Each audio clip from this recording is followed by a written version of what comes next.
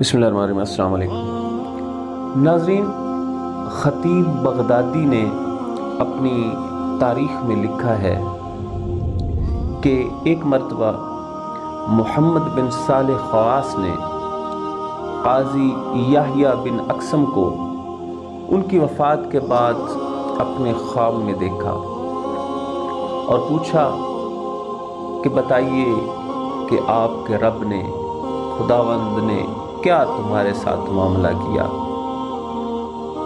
تو قاضی یحییٰ کہتے ہیں کہ میں جب اپنے پروردگار کے سامنے پیش ہوا تو میرے رب نے 3 مرتبہ یہ فرمایا کہ اے بدکار بڈھے، اگر مجھے تیرے ان سفید بالوں کا خیال نہ ہوتا تو میں تجھے جہنم میں ڈال دیتا۔ قاضی یحییٰ کہتے ہیں کہ میری کیفیت اس وقت ایک اس خطا کار غلام کے جیسی تھی جو اپنے آقا کے سامنے ہو۔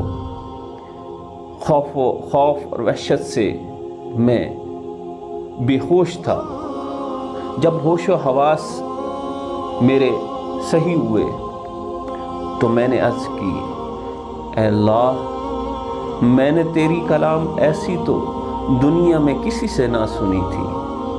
تو اللہ پاک فرمانے لگے کہ بتا پھر دنیا میں تو نے کیا سنا تھا؟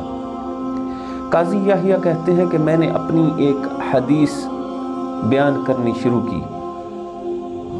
میں نے کہا کہ میں نے عبد الرزاق سے سنا، عبد الرزاق نے معمر بن راشد سے سنا، معمر بن راشد نے زہری سے سنا، زہری نے انس سے سنا، انس نے نبی رحمت صلی اللہ علیہ وسلم سے سنا، نبی رحمت نے جبرائیل علیہ السلام سے سنا، اور جبرائیل علیہ السلام نے اے میرے اللہ تجھ سے بیان کیا کہ تو نے فرمایا کہ جو بندہ اسلام میں بوڑھا ہو گیا مجھے شرم آتی ہے کہ میں اس کو جہنم میں ڈالوں۔ تو میرے رب نے، حالانکہ وہ تمام باتوں سے واقف ہے، اس نے کہا ہاں میں نے یہی کہا کہ عبد الرزاق نے سچ کہا،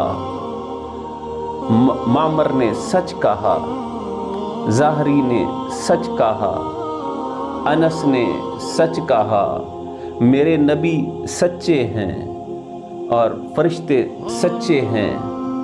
تو میں اے فرشتوں تمہیں حکم دیتا ہوں کہ قاضی یحییٰ کو ابھی جنت میں داخل کر دو۔ اس حکایت سے آج ہمیں ان نوجوانوں کو یہ بتانے کا موقع ملا کہ جو بزرگوں کو ان کی بزرگی کی وجہ سے ان کو ادب و احترام کی نظر سے دیکھتے ہیں، اور ادب و احترام کی وجہ سے کسی جگہ پہ ان کو قدر و منزلت دیتے ہیں، تو یہ نہ صرف ان کے لیے دنیا میں کامیابی کا باعث بنے گا بلکہ آخرت بھی اللہ پاک ان کی بہتر فرما دیں گے، کیونکہ جو سفید بالوں کا حیا میرا رب کرتا ہے۔ ارے جوانوں، آج اگر تم دنیا میں ان سفید بالوں کا حیا کرو گے تو اللہ تمہیں دنیا میں بھی کامیابیوں سے نوازے گا اور آخرت بھی یقیناً تمہاری ہی ہوگی۔ السلام علیکم ورحمۃ اللہ۔